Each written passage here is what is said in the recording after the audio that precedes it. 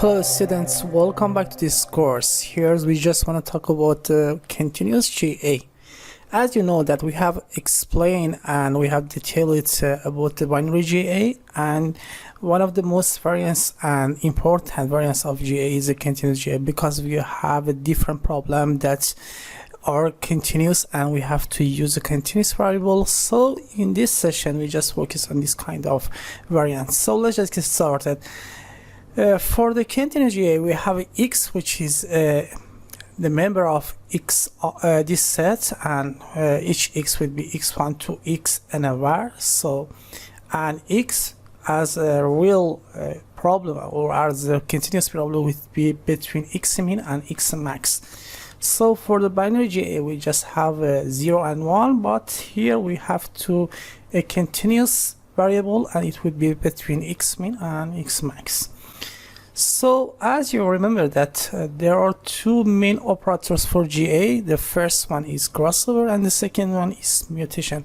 So here we have to just explain in more details about some modification to this kind of operators, and we just wanted to modify crossover and mutation to implement these operators to the new version of GA. So the first operators that we want to just talk about is arithmetic crossovers. So suppose that we have two parents here. The first one is x1 and the second one is x2. x1 would be x11, x122, x1n, and x2, the second parents, would be x21, x22, and x2. And so we have a n variable and a decision variable here, and we have also have an alpha. And what is alpha? Alpha actually is the cut points that you want to use for crossover. And you remember that cut point would be so important to generate any of a string. So we have a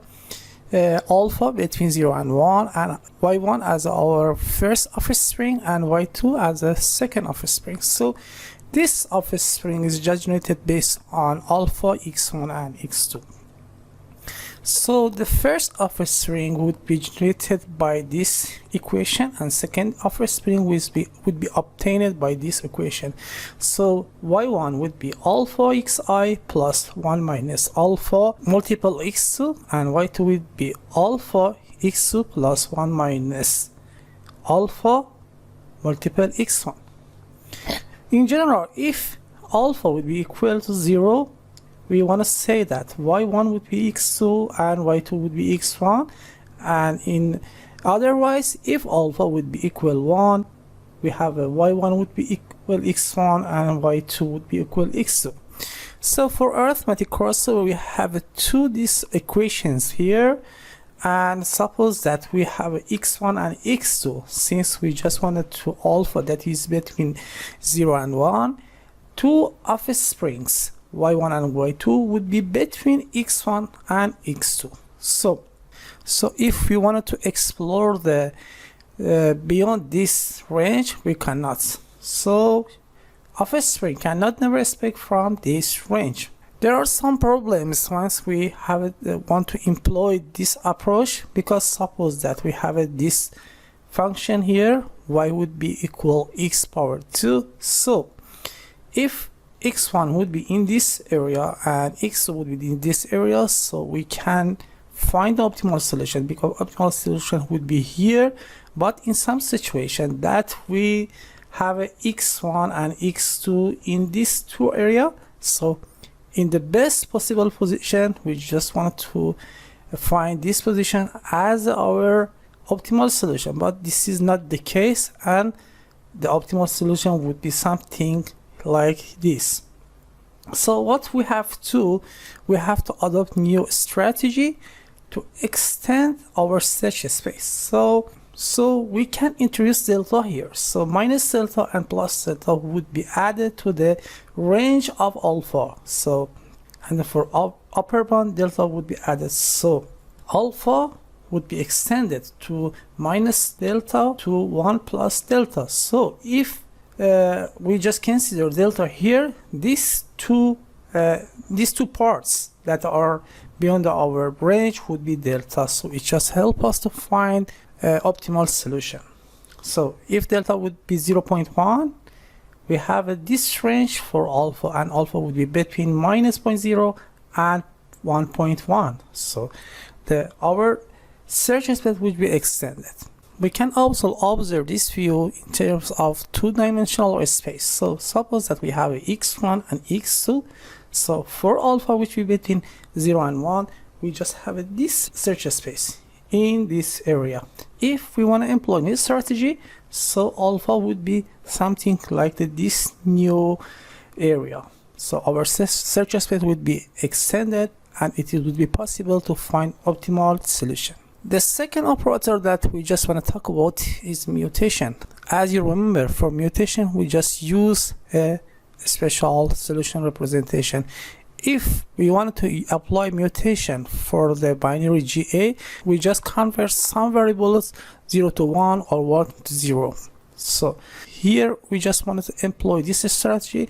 So suppose we have a xi in this area, so x would be between x min and x max. So x new would be just follow in normal distributions such as this. So x new would be the grasped from xi, and we have just defined the sigma here. Sigma would be a percentage of this range, x max minus x min. And then we have to use the normal distribution here to define new x. And x new would be a function of xi plus it just grasped from a normal distribution around this xi. So it would be more possible would be around this xi, and for this area it would be less possible. In general, we have this formula and this formula for this x new. We will employ these two strategies to our code, and we just want to modify the binary GA to the continuous. So let's get started. So here we have a binary GA here. As you remember that we just coded and employed this script for the binary GA. So for real GA, we just wanted to select BGA and tournament selection and relative selection. Just copy that and get back here, make new folder here, real GA, and paste this script here. So open up BG. At first we have to rename this file here, so it would be RGA because we have a real GA here, and just open up here. At first we have to define the objective function here. So for our problem, we just wanted to employ a sphere function. Just get back here and use edit and function. Y would be sphere and x, so y would be some x power 2. So let's just save it.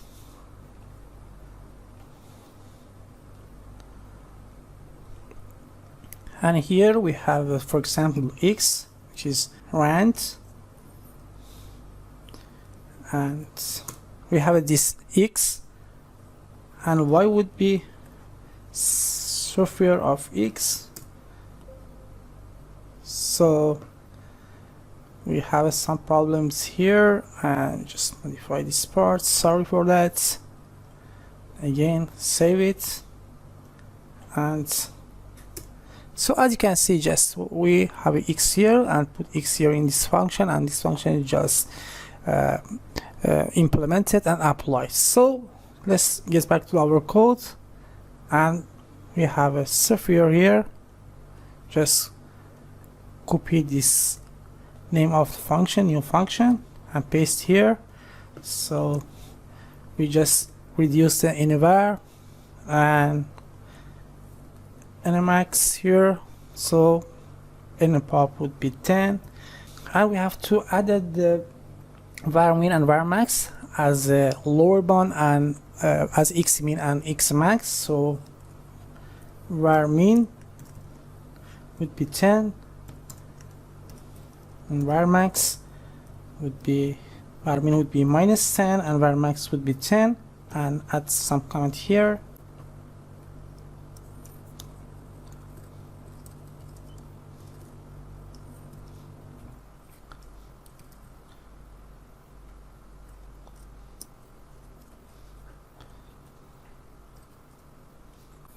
So firstly, we have to just modify this position, which is initialized. So we use unif R&D. It's just generated randomly between varmin and var max here.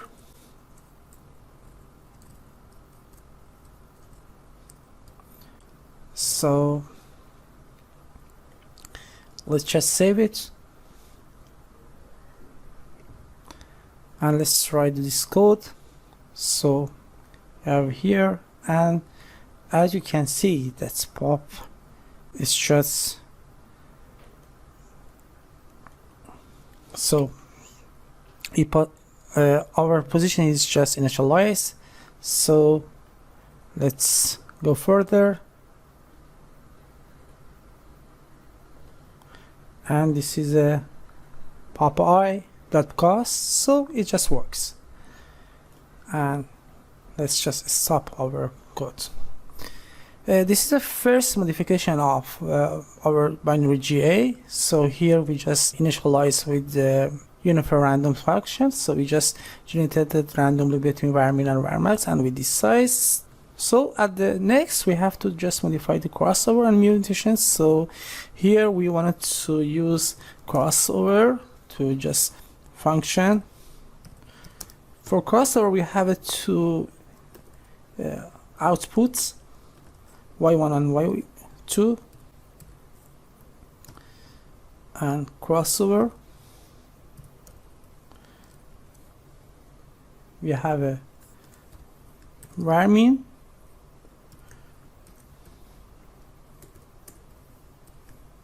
var max, and we have also x1 and x2.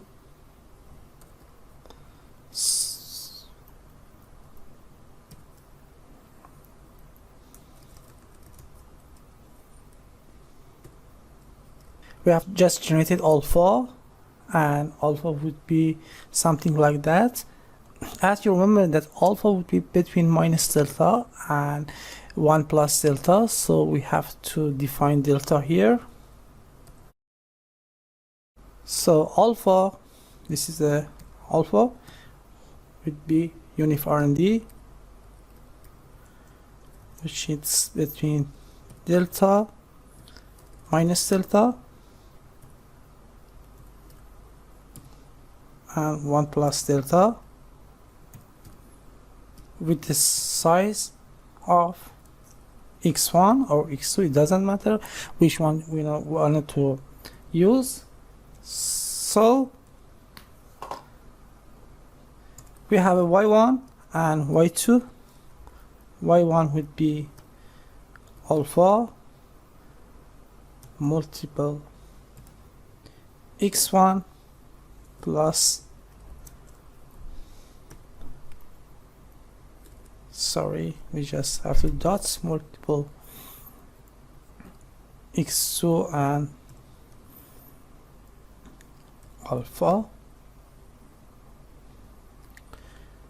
So we have a same formula for y2. So y2, x2 and x1. So remember, once we just want to use this formula, it may just beyond our varmin and var max, so we have to just limit it, this value to varmin and var max. So we have to use this formula here. y1 would be mean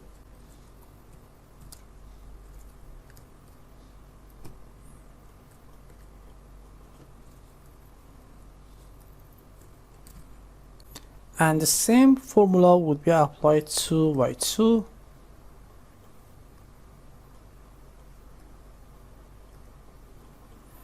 So this for equation, this for codes just tell us that y1 and y2 would be limited between var min and var max. So let's just save it and get back to our code. So we have a x1 and x2, and we have also here delta var min and var max. So let's just add delta to the parameters.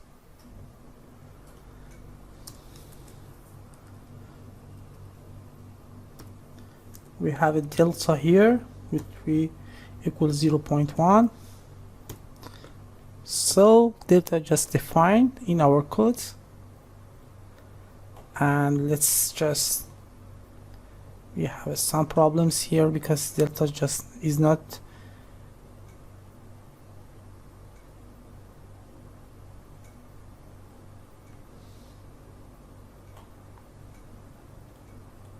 so delta is just identified in our code.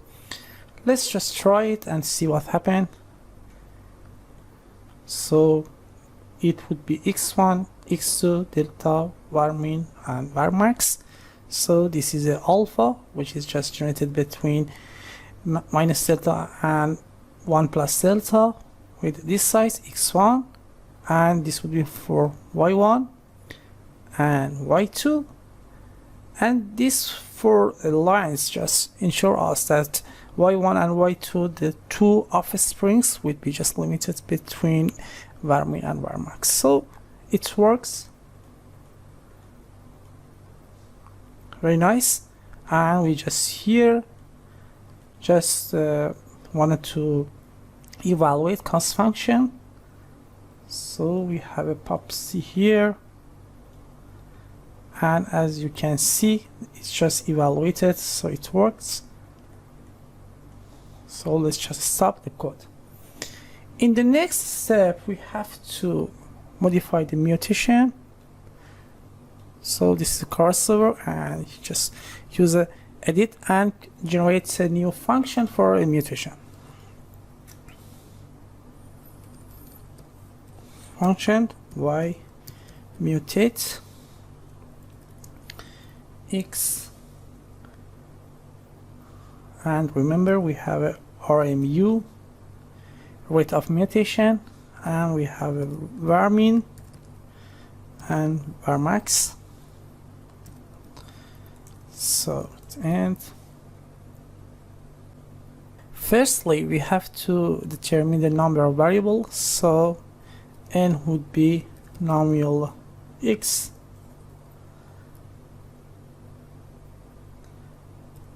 and number of mutation NMU, number of mutation would be cell n times RMU. We have this formula in binary GA, so it isn't new, and we have to determine the J, which one to mutate it. So we just use a random sample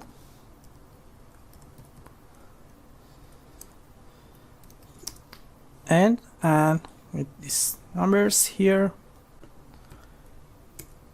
So we have to define sigma would be 0.1 multiple this range var min and var max minus var min.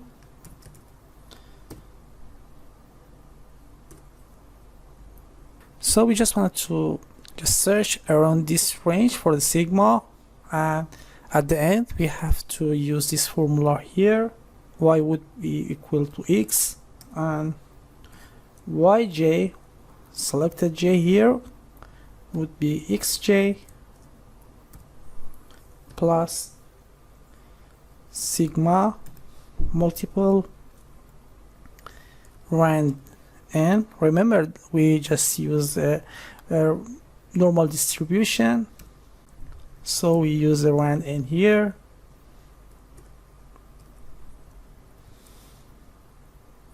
Sorry, with the size of j, because we just wanted to generate with this size here. So at the end we just have to limit it to y with var min and var max. So y would be mean y and var max, and y would be max y and var min. So copy this formula here and let's just save it. So go to the RGA here and modify this part of code. We have here x RMU, var min and var max. So let's just try it and see what's happened to our code. So mutate, remember, sorry, we have to replace this part. Just save it and try it again. So this is x RMU and var min and var max. So n would be 10 and NMU would be 1, so the only one index just selected by this formula here, and this would be sigma. So y would be equal x and yj would be just changed by this code, and at the end we just ensure that the obtained y would be between var min and var max here. So our code just works. So I think that all modifications have been applied to our code, so let's just run the code and see what's happened. If there is no special error here, our code is just done. So we have RGA, and as you can see, it just works. So thank you so much for your attention and see you in the next sessions.